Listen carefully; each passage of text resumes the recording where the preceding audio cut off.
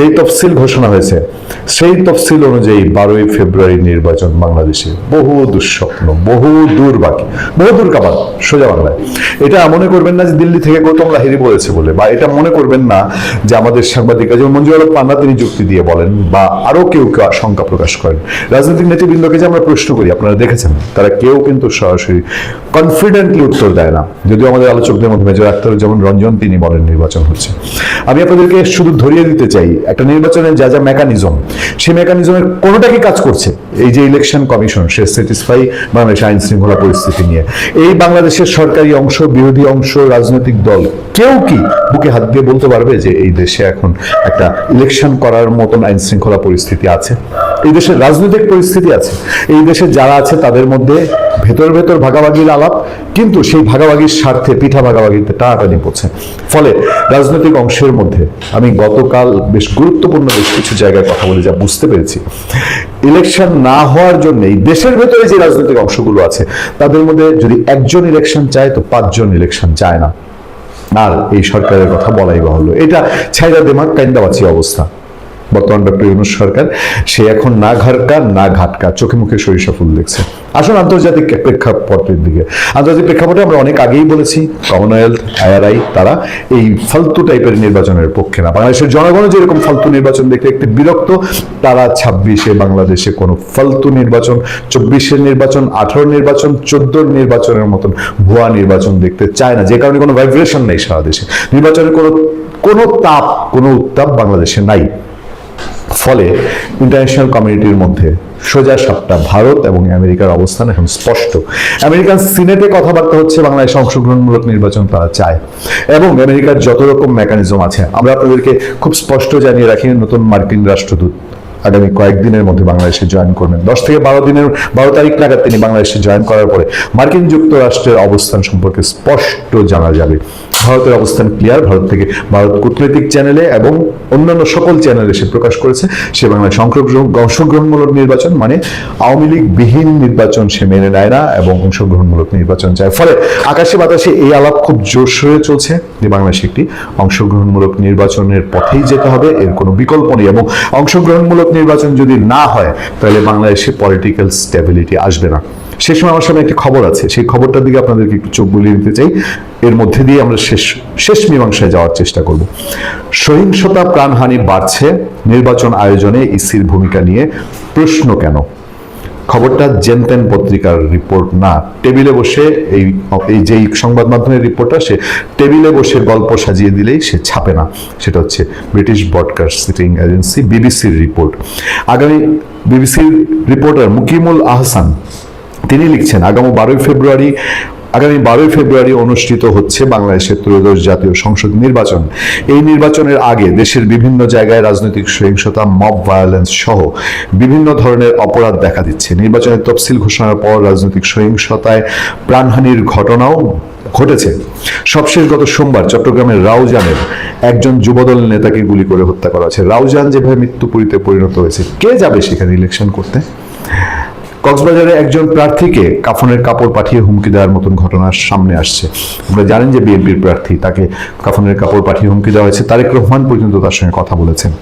গত মাসে তফসিল ঘোষণার পর দিনই ঢাকায় দুষ্কৃতিকারীদের গুলিতে নিহত হন ইনকিলাব মঞ্চের সভাপতি শরীফ ওসমান হাদি। হিউম্যান রাইটস সাপোর্ট সোসাইটি বা HRAS এর প্রতিবেদন বলছে, গত বছর অর্থাৎ 2025 সালেই বাংলাদেশের 914টি রাজনৈতিক সহিংসতার ঘটনা ঘটেছে, মানে হাজার খানেক রাজনৈতিক সহিংসতা ঘটেছে। এতে অন্তত 133 জন নিহত হয়েছে আর আহত হয়েছে 7,500 মানুষ। ডক্টর ইউনূসের কালে, তার জামানায় এমন পরিস্থিতি, আগামী জাতীয় নির্বাচন কতটা সুষ্ঠু ও নির্বিঘ্নে করা যাবে সেই প্রশ্ন সামনে আসছে।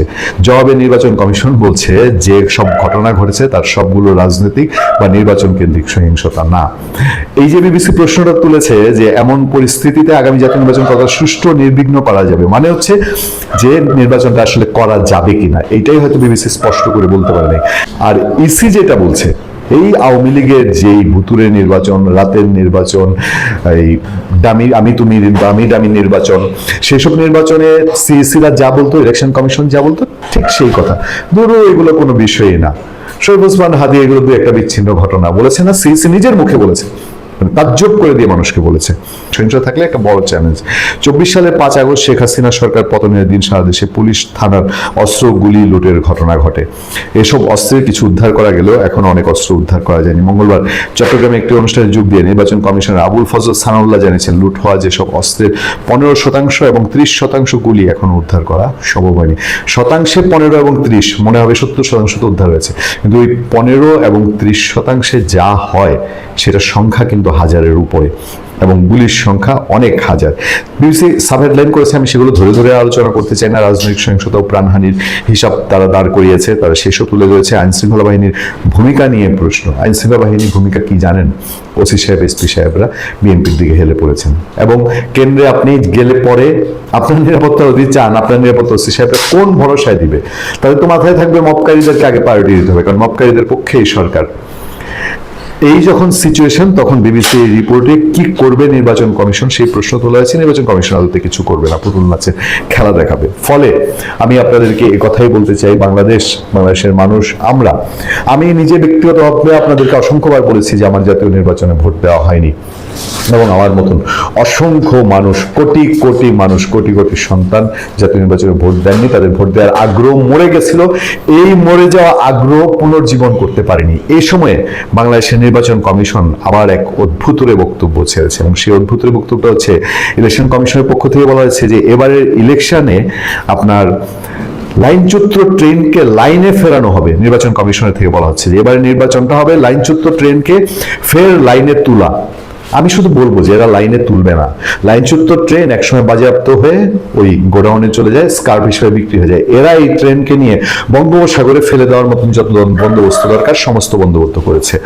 নির্বাচন কমিশনার আবুল ফজল মোহাম্মদ সানাউল্লাহ বলেছেন, এবারের নির্বাচনটা হবে লাইনচ্যুত ট্রেনকে ফের লাইনে তোলা। বুধবার আগারগাঁও অনুষ্ঠানে তিনি বলেন, এনজিও ব্যুরো কার্যালয়ে 81টি সংস্থার মোর্চা alliance for fair election and democracy, এটার একটি প্রকল্পের উদ্বোধনী অনুষ্ঠানে তিনি এই কথা বলছেন যে লাইনচ্যুত। তার বক্তব্যটা আবার একটু বলি যে এটা একটা লাইনচ্যুত একটি ট্রেনকে আবার লাইনে ফিরিয়ে এনে চালু করার মতো ন্যূনতম রিপেয়ার করে কিছু যন্ত্রাংশ বদলে অন্তত গতি দেওয়ার চেষ্টা। যদি আমরা এটা করতে পারি তাহলে এটাকেই আমরা পরে বড় সাফল্য হিসাবে ধরতে পারবো। এরকম বক্তৃতা এর আগে যে জেলখানা এখন যে আছেন হাবিবুল আওয়াল সহ সিএসিরা, তারাও দিয়ে গেছেন। লাইনচ্যুত ট্রেনকে তারা জাস্ট স্কার্প হিসেবে বিক্রি করে দিচ্ছেন। নির্বাচন কেন হবে না, কে ঠেকাবে? নির্বাচনের আর খুব বেশি দেরি নাই। আজকে 7 জানুয়ারি কথা বলছি, এক মাসের কয়েকদিন। এখনো কিছু কিছু জায়গা থেকে আওয়াজ আসছে, বিশেষ করে এটা বলতে পারেন যে আওয়ামী লীগ পন্থী, আওয়ামী লীগ শিবিরে আলাপ আছে যে নির্বাচন হচ্ছে না, এই তফসিলে নির্বাচন হচ্ছে না। কিন্তু ভাই, বাস্তবতা এবং সত্য হচ্ছে, সত্যর চেয়েও সত্য, নির্বাচনটা কিন্তু হয়ে যাচ্ছে।